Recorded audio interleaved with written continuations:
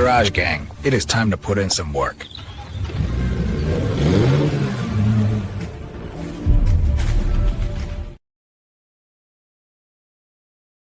Evening, ladies and gentlemen. Welcome to the Garage. I am Avatar John, and you are watching the only nightly broadcast that matters. Tonight, we are absolutely loaded. I am talking 5-alarm, 4-star blackjack Thundercat gold star level intelligence coming at you live. So before we get into any of this, do me a favor and smash that like button, hit the follow, and share this broadcast with your fellow Degens. And honestly, share it with your mom, your uncle, your neighbor, the guy at the barbershop who keeps asking you what Bitcoin is.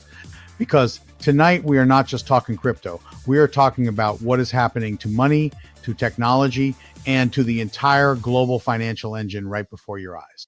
And in this garage, we break it down the same way your mechanic breaks down what is wrong with your car. We pop the hood, we point at the parts, and we explain it in plain language. So you walk out smarter than you walked in. You do not need a finance degree to understand what is happening in the world. You just need someone who respects you enough to explain it clearly. That is what the garage is. That is the mission. That is the code. Now let's get to work. What a day in the markets. And when I say markets, I do not just mean crypto. I mean everything, because all of this is connected. Think of the global economy like one giant engine. You have got fuel lines, which is liquidity and money supply. You have got the transmission, which is how money moves between banks and countries and exchanges. You have got the electrical system, which is technology and artificial intelligence. And you have got the driver, which is policy and the people in Washington and Tokyo and Beijing making decisions that affect every single one of us. When one part of that engine misfires, it affects everything else. And today, multiple cylinders fired at the same time, which is why the whole machine lurched forward. Let me start with the number that got everyone's attention. $170 billion added to the total crypto market cap in a single trading session. Now, if you are new here and you are wondering what market cap means, think of it like this. If you added up the value of every single cryptocurrency in existence, every Bitcoin, every Ethereum, every Solana, every meme coin, all of it, that total number grew by $170 billion today. To put that in perspective, that is roughly the entire market value of a company like Goldman Sachs, appearing out of thin air in one day. That is how much new value entered this space in 24 hours. And it did not stop there, because $585 million in short positions got completely liquidated.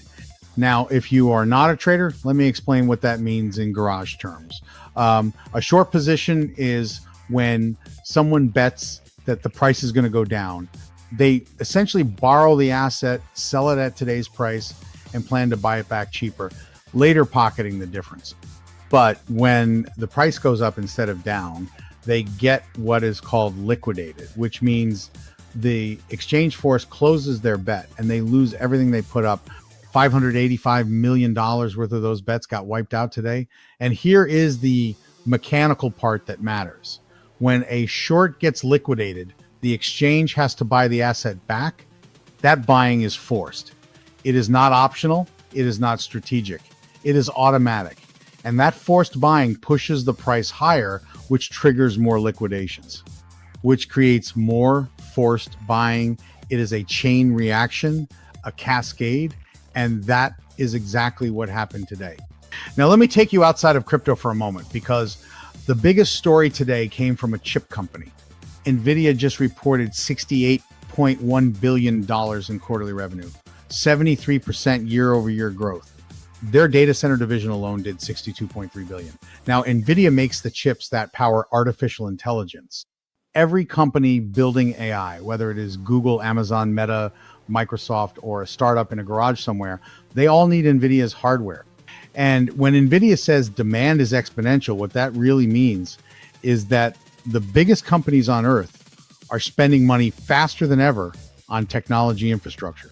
That spending creates a ripple effect. It means more data centers, more power consumption, more cooling systems, more jobs, more economic activity.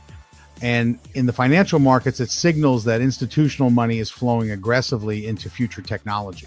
When that river of money is flowing, It does not stay in one lane. It bleeds into adjacent sectors, including crypto, because crypto sits at the intersection of technology and finance.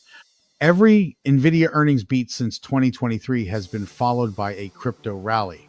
The garage watches these correlations because in a connected engine, every cylinder affects the next. But the headlines kept coming. Michael Saylor, who is basically the godfather of corporate Bitcoin adoption, went on record today and named Ethereum and Solana as viable rails for something called tokenized credit. Now, let me break that down because this is one of the most important concepts in finance right now, and most people gloss over it. Tokenization is the process of taking a real-world financial instrument. Think of it like turning a paper deed to your house into a digital file that can be instantly verified, transferred, and settled without lawyers or banks or 3-week waiting periods. Saylor saying that Ethereum and Solana can serve as the plumbing for this process is a massive institutional endorsement. It means the infrastructure of traditional finance is expanding onto programmable blockchain networks. That is not hype. That is architecture. That is the financial system being rebuilt in real time. And speaking of rebuilding, the Ethereum Foundation dropped what they are calling the Strawmap roadmap today. This lays out their plan for private transactions, which means your financial activity on Ethereum could become confidential like a bank statement instead of public like a billboard. It includes quantum-proof security, which protects against future computers that could theoretically crack current encryption, and massive scaling upgrades for the layer 2 networks built on top of Ethereum. If you think of Ethereum as a highway, the layer 2s are the express lanes, and they just announced plans to make those express lanes 10 times wider. This is the biggest Ethereum development roadmap since the Denkun upgrade, and the timing of it landing on the same day Saylor endorses ETH is not lost on anyone paying attention. One more headline before we go under the hood. Tether, which issues the largest stablecoin in the world, just invested $200 million into a company called Whop. Now, stablecoins are digital dollars. They are cryptocurrencies pegged to the value of the US dollar. So 1 USDT always equals $1. They are the bridge between traditional money and the crypto economy. When the company behind the biggest digital dollar on earth starts investing hundreds of millions into consumer internet platforms, it tells you that the line between crypto finance and regular internet commerce is disappearing. Your kids will use stablecoins the way you use Venmo. That transition is happening right now. Those are the headlines, and they are on fire. But here's the thing about the garage. We do not pop bottles on day one. We read the full diagnostic, and what the Blackjack report is showing us tonight is that, yes, the engine just restarted, but the road ahead has traps that most people cannot see. Stay with me through the next 3 parts, because that is where the real understanding lives. So let us go under the hood, because in the garage, we do not trade headlines. We trade mechanics. Liquidity before price, contradictions over confirmations. That is the code. Picture an auction house. Rare painting on the block. 50 billionaires in the audience, paddles ready to bid. Nobody raises a paddle. Cash in hand, waiting. That is the crypto market right now. $320 billion in stablecoins sitting on crypto rails, all-time high. Stablecoins are digital dollars pegged 1-to-1 with the US dollar. They are the bridge between traditional money and crypto. Monthly transfer volume on these rails hit $10 trillion. 80 billion parked on exchanges, ready to go. An ocean of money that has not left the building. It just has not pulled the trigger into actual positions. When it does, the move could be violent. But right now, the dam is holding. That is the biggest contradiction in the market. Layer this on top. Bitcoin exchange supply hit a 5-year low, 2.75 million BTC across all exchanges. Think of exchanges like dealerships. That is the inventory on the lot, and the lot has never been this empty. Sounds like a supply shortage, but Binance alone holds 676,000 Bitcoin, 15-month high for one venue. Whale wallets are doing the depositing. The big players are moving inventory to the most liquid venue where selling is easiest. That is distribution behavior, even while overall supply looks tight, like a car market where total inventory is low nationwide, but one mega dealer just got a massive shipment from every fleet owner in town. Read both gauges or you missed the picture. On the institutional side, ETFs saw 244 million in inflows after 5 straight weeks, of 3.8 billion in outflows. ETFs are how traditional investors buy Bitcoin through a fund without holding it directly. One good day after 5 bad weeks is a sunny afternoon after a month of rain. Might be spring, might be a break in the clouds. We need 3 to 5 consecutive positive days to call it real. Now, the part most shows skip entirely. Japan. Think of Japan as the fuel pump for global markets. For decades, they kept interest rates near zero. Investors borrowed cheap yen, converted to dollars, invested in higher yielding assets worldwide, including crypto. This massive cycle of global liquidity is known as the carry trade. Japanese bond yields just spiked to 224. As yields rise, that borrowed money gets expensive. Institutions unwind. Sell foreign assets, convert back to yen, bring money home. That drains liquidity from every market on earth. If yields push past 230, the drain accelerates hard. Crypto swims in the same global pool as everything else. The US Treasury is hoarding $900 billion in its checking account instead of spending into the economy. That is a liquidity tap switched off, and March brings $6 billion in token unlocks. When locked tokens from early investors become sellable, new supply floods in. Insiders hedge by shorting before unlock day even arrives. An altcoin wrecking ball that has not swung yet. So here are your triggers, the 3 specific signals that tell us whether this restart becomes a real rally or fades back into the grind. Think of them like dashboard warning lights. All 3 green, you drive with confidence. Any stay red, you keep speed down and eyes on the road. Trigger 1, ETF flow consistency. 3 to 5 consecutive days of 200 million plus in net inflows. 1 good day is a sale. 5 consecutive days is a trend. Watch BlackRock and Fidelity. If both buy daily for a week, that is institutional conviction, and it changes everything. Trigger 2, Binance Bitcoin balance, 676,000 BTC sitting there.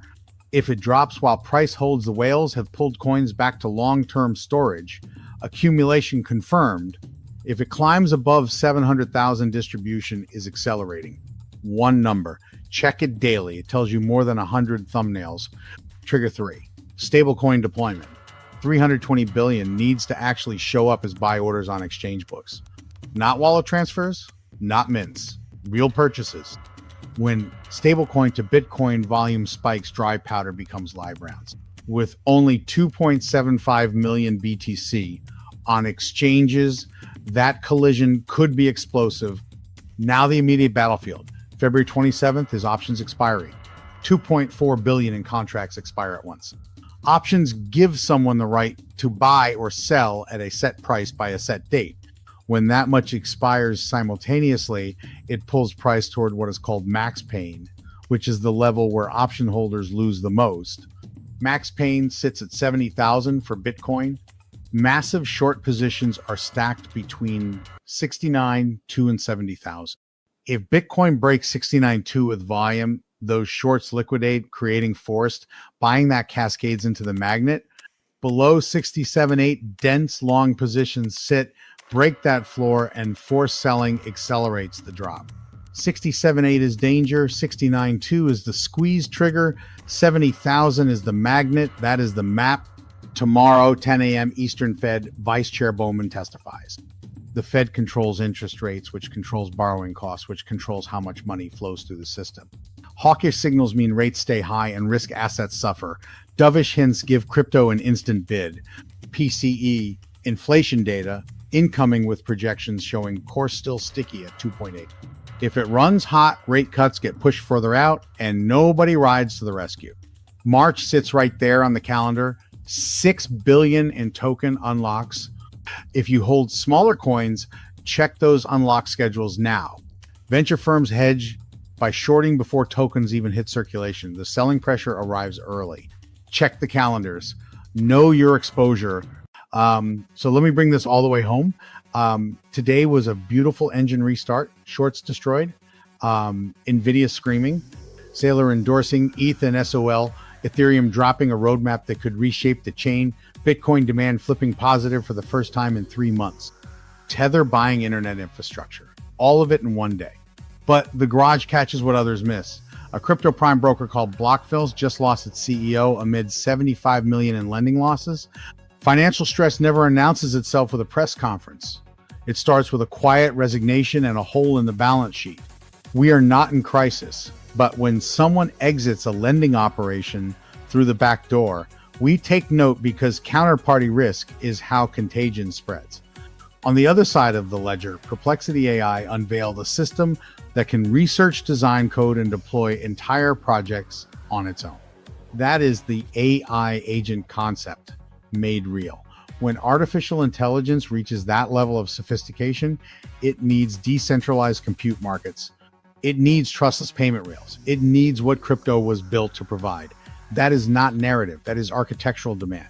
Now, the most important number tonight, Bitcoin 30-day demand just flipped green for the first time since November. This measures real spot buying, not futures leverage, not speculation, actual people buying and holding Bitcoin. This metric went negative 3 months ago and price followed it down the entire time. Today it turned positive. And this indicator leads price, it does not follow.